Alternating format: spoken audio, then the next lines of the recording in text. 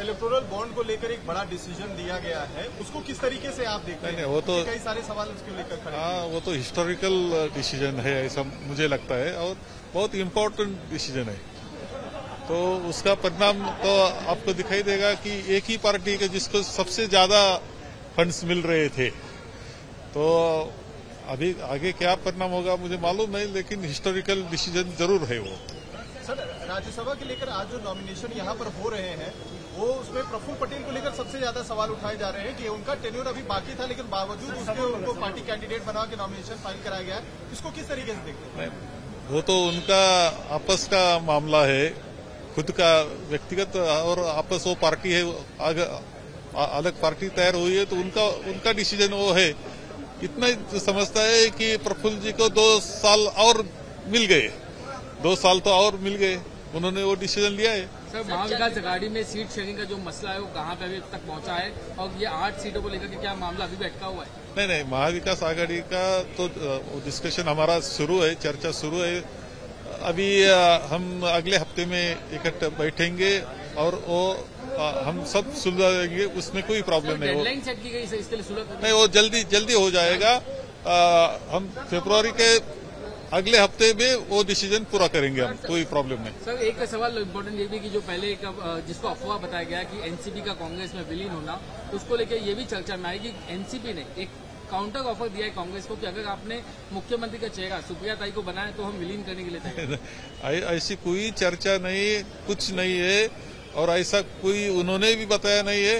ये तो आपका चैनल में आ रहा है, चैनल से ही हम सुन रहे हैं। सर, लेकिन ऐसी चर्चा जो पहले बाकी के अलग होने के, गुट को अलग होने के लिए कही जाती थी, लेकिन बाद में वो सच होती थी, तो ऐसा तो नहीं इस बार भी आप ऐसा ये बिल्कुल सच नहीं है। सर, चंद्रकांत खंडोरे जो नामांकन की प्रक्रिया है, नॉमिनेशन की, वो चल रही है। इससे पहले कांग्रेस के विधायकों की मीटिंग बुलाई गई थी, कितने विधायक शामिल हुए, कितने विधायक? हमारे सभी विधायक जो है वो हमारे साथ में है, कोई प्रॉब्लम नहीं है। जो 2-4 लोग नहीं थे तो किसी के घर में शादी है, किसी के अलग प्रॉब्लम है, किसी का कुछ बीमार है, थोड़ा ऐसे प्रॉब्लम है, वो मेरी परमिशन लेके यहाँ नहीं थे। बाकी कोई प्रॉब्लम हमारे विधायकों में नहीं है। सीएलपी की मीटिंग ठीक से हुई और हमने नॉमिनेशन भी किया है। अब हमारा उम्मीदवार तो अगर हो सकता है कि अनअपोज हो जाएगा, नहीं तो हमारी तैयारी भी है। जो 2 दिन के जो शिविर है अभी, क्या उसको आप आत्मचिंतन शिविर मान रहे हैं? वहाँ पे आत्मचिंतन होगा पार्टी का? हाँ, वो तो करना पड़ता है कि जो आज की स्थिति है, देश की स्थिति है, राज्य की स्थिति है, हमें जो पार्लियामेंट के इलेक्शन के लिए आगे जाना है, ये सब की तैयारी के लिए वो शिविर है, तो वो चिंतन भी बोलिए। विधायक एब्सेंट है मीटिंग में?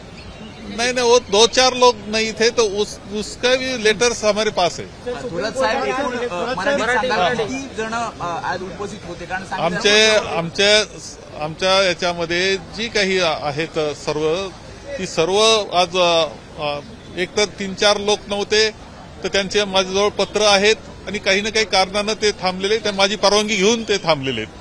त्यामुळे अडचण कोणतीच नाही। आमचे 44 उमेदवार, 44 आमचे आमदार आमच्या बरोबर आहेत। काही जणांनी कारण दिले नाहीत असंही म्हटलं जाते, 3 जणांनी कारण दिले नाही, काही नाही। माझी परवानगी त्यांनी घेतली आणि त्यानंतर ते गैरहजर राहिले। थोरात साहेब, हे सगळे राज्यसभेची गणितं जुळवतात, मनोज जरांगेंची तब्येत सातत्यानं खालावत चाललेली आहे, सरकार त्यांच्या प्रकृतीकडे आणि त्यांच्या विषयाकडे बघत नाही का गांभीर्याने? काय तब्येत खालावते? नाही, गांभीर्यानं सरकारने पाहिलंच पाहिजे नेमकं काय आश्वासन, त्यांनी मागणी काय केली, सरकारनं आश्वासन स्वतः जाऊन काय दिलं, आणि त्याची पूर्तता होण्याच्या संदर्भातल्या जर अडचणी असतील तर त्या दूर केल्या पाहिजे। परंतु कोणत्याही परिस्थितीमध्ये त्यांची तब्येतीची काळजी ही घेतली पाहिजे। माझी तर विनंती आहे की त्यांनी सुद्धा स्वतः आणि त्यांचे सहकारी असतील त्यांनी सुद्धा जरांगेजींच्या तब्येतीची काळजी घ्यावी। सुप्रीम कोर्टाने आज इलेक्ट्रॉल बॉन्ड संदर्भात निर्णय देताना हे बेकायदेशीर असल्याचं म्हणतात। 2019 साली राहुल गांधींनी याबाबत स्पष्ट केलं। ऐतिहासिक निर्णय तो आहे आणि तो गोपनीय पद्धतीनं बॉन्ड्स होत होते, एकाच पार्टीला बॉन्ड जात होते, असं चित्र आपल्याला त्यामध्ये दिसतं आहे। एक ऐतिहासिक अशा प्रकारचा तो निर्णय आहे, हे आपल्या सगळ्यांनाच मान्य करावं लागेल। सर, 2 दिवसाचं शिबिराचं आयोजन केलेलं आहे उद्यापासून, काय सांगाल? लोणावळा इथे आमचं शिबिर आहे, 2 दिवसाचं शिबिर आहे। पदाधिकारी सर्व एकत्र त्या निमित्तानं राज्यातले येणार आहे। लोकसभेचे ज्या निवडणूक आहे त्या तयारीच्या दृष्टीने त्याचा उपयोग आम्हाला होणार आहे। अनेक मुद्दे असतात लोकांकरता की काय एकंदर केंद्र सरकार असेल राज्य सरकार असेल त्यांनी केलेल्या चुका ज्या आहेत दोष त्यांच्या सगळ्या शासन चालवण्यामध्ये आहेत या बाबतीतले सगळ्या मुद्द्यांचा परामर्श तिथे घेतला जाईल आणि लोकांपर्यंत जाण्याकरताची एक व्यूहरचना ही या शिबिराच्या निमित्तानं होईल.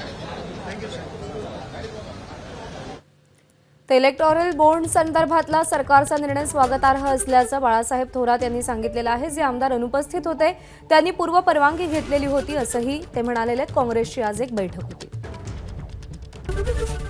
एबीपी माझा, उघडा डोळे बघा नीट.